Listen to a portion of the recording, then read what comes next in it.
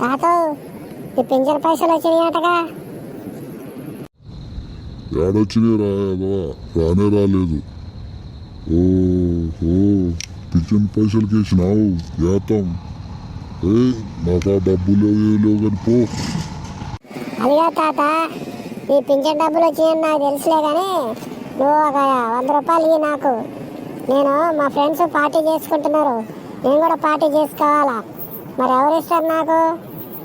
మీ అమ్మనే మీ అయ్యని అడుక్కోపోరా, నన్ను అడుగుతావేంద్రా? నా కాడ అడిగిరా డబ్బులు. అదేం తాత అట్లా అంటున్నావు? నీగా డబ్బులు లేకపోవడం ఏంది? ఊళ్ళో అందరికి వడ్డీలకి ఇస్తున్నావు కదా, మరి ఆ వచ్చిన డబ్బులన్నీ నీ మూట కట్టుకొని దగ్గర పెట్టుకుంటున్నావు. మరి ఎప్పుడు ఇస్తావు ఏంది నాకు? అరే పైసలు ఏం లేవు కానీ పో, నన్ను తీసుకు మాకు. సరే తాత, ఇయ్యమాకు.